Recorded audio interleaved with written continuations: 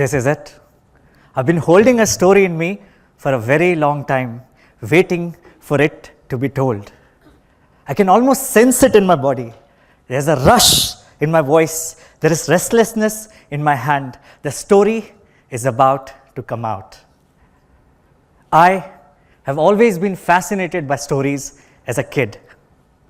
So when I grew up, I studied a bunch of things that were aligned to people's stories.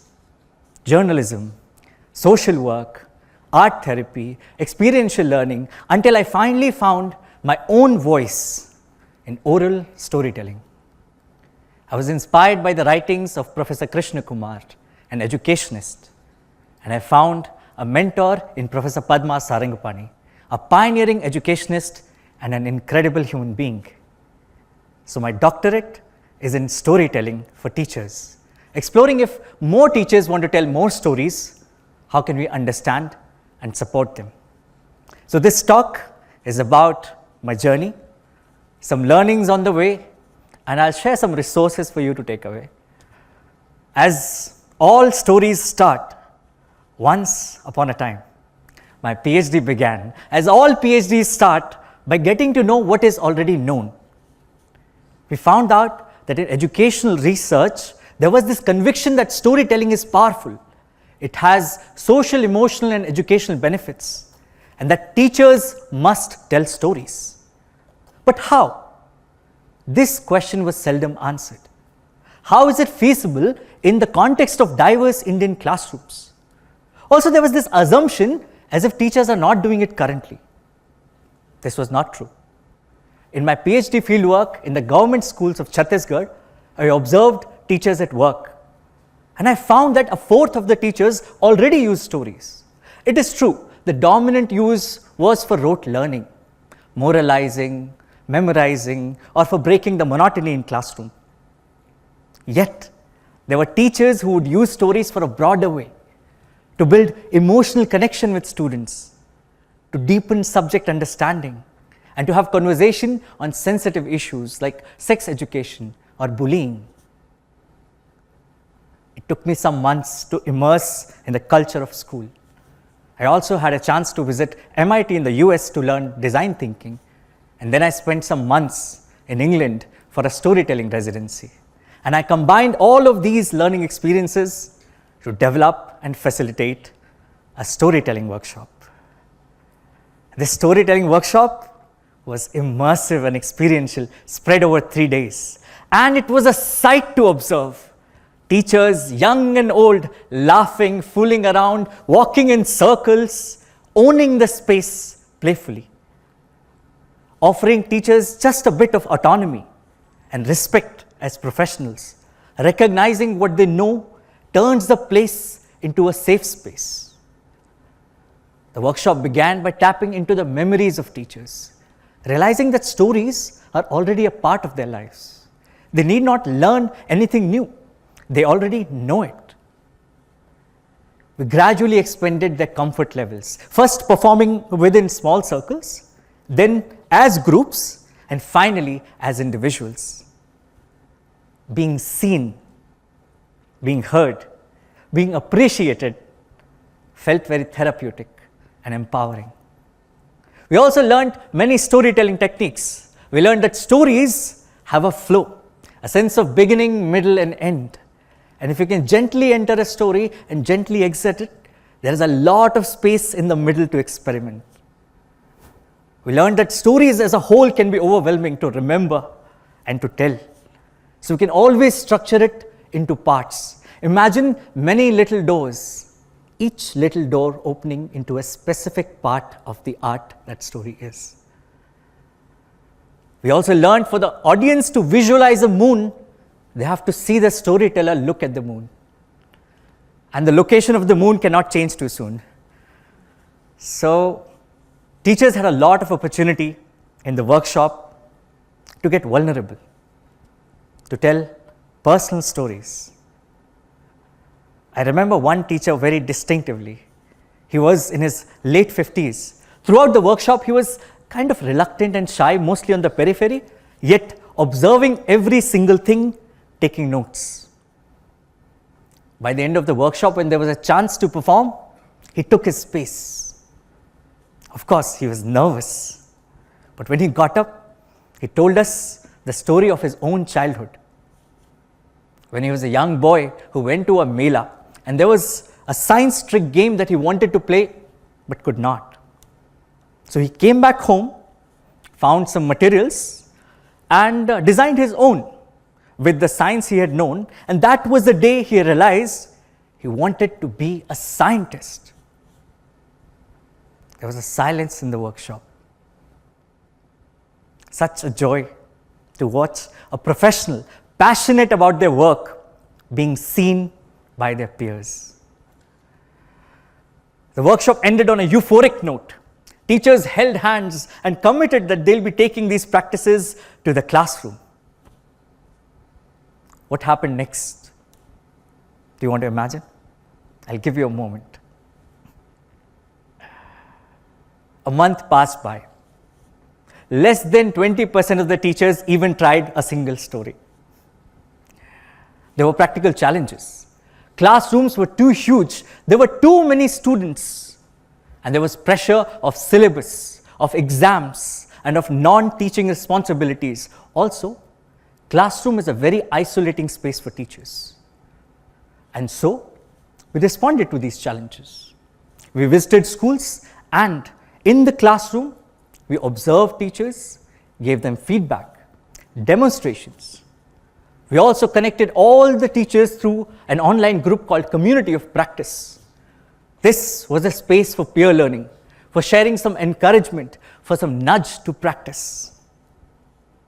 By the end of 3 months, 50% of the teachers became practitioners in the use of stories, and 80% of the teachers tried it at least once. That was a relief. But what did we learn? One, it's important to acknowledge and understand what teachers already know, their beliefs, their practices. A lot of what teachers know isn't tacit forms. It's knowledge in practice and requires some reminders and reflections for it to come out. Two, it requires a safe space and some experiential activities for teachers to learn a new practice, a new set of skills like storytelling. 3, training is not enough. A continuous support is required to sustain a practice. We use 2 strategies, the classroom-based support and the community of practice, but more support strategies can be explored.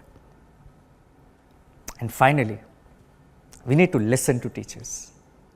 Teachers' life stories are rich resources for getting to know them as people, who they are and what they know before we try and change them. When I look back at the school, there are 3 boys that I can't seem to forget. There was a boy who sat next to me. He was quite a forgetful child. For every question, he had just one answer. I forgot. There was another boy. He had hearing impairment, and I spent a day out away from school with him for an event. And there was a third boy who lived in a residential facility for marginalized students, and he and I played on terrace one day. So these were the memories with these students. The next year, when I went back to the same schools, these boys were not there. The boy in the residential facility went back to his village, dropped out. The boy with hearing impairment, he failed. And one day I found him on the boundary of the school, just staring inside. The third boy, I just heard that he failed and dropped out. I couldn't find him. Until one day he called me by my name on a street, and there he was on an anda stall with his chacha. And I was happy to see him. And so sad. We failed them too early with our schooling. Schools feel like these giant systems with cycles and cycles, rituals and routines going on, and children get thrown off, especially children who do not know how to benefit from the system long enough to stay in it. Children who come from poor and marginalized families. All children, not just our own, require our attention, our affection, and our positive beliefs in their future. Children don't come to schools just to study. Schools are also a safe space for them to make friends, to have a freedom from the obvious fate of manual labor or marriages, to find care and inspiration. And thankfully, there are a few teachers there for them. I have met these teachers. These teachers stand as iron pillars on this giant merry-go-round that children can hold on to, so that children do not fall off, so that children feel seen and heard. All we need is to nurture and support and listen to these teachers. And storytelling is my way of doing it. Before I go, I tried various kinds of stories, and if you're a teacher or somebody wanting to work with children, maybe you can try them too. 1. Tell true personal stories. Talk about your lives, your aspirations, your failures, your resilience. Talk about the time you wanted to become a teacher or the day you realized you have become one. Telling true stories humanizes the teacher for the students. 2. Talk about the subjects you teach. Yes, there are stories in the textbooks you can use, but subjects are way beyond textbooks. If you're a science teacher, talk about the nature of science.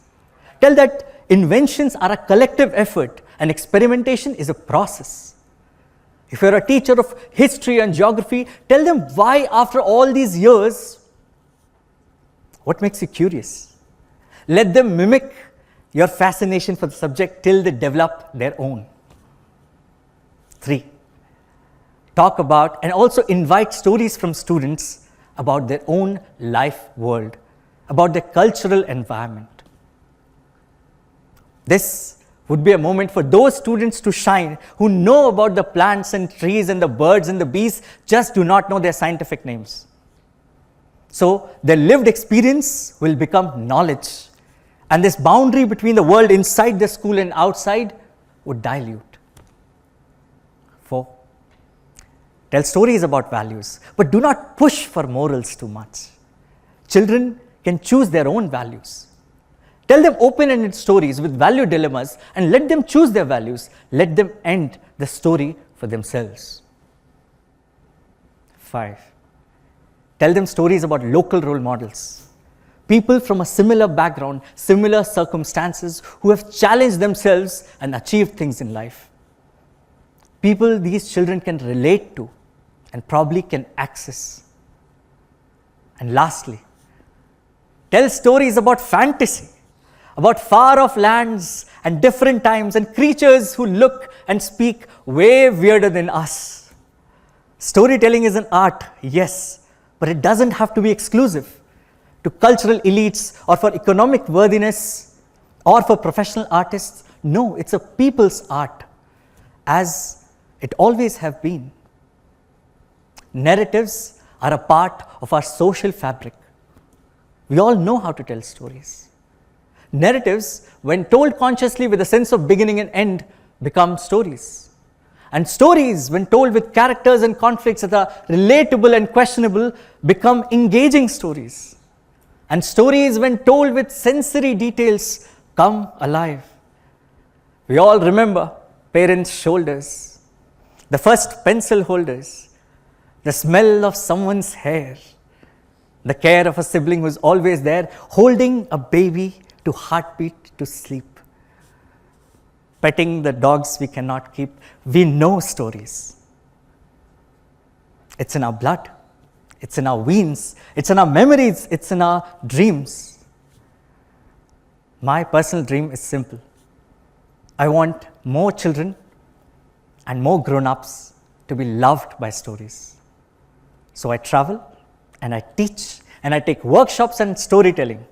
And I build communities of teachers and anyone willing to share stories as gifts.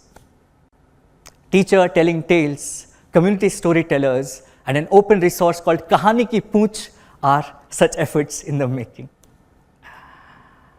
This was the story of my PhD, which ends here. But our story, it has just begun.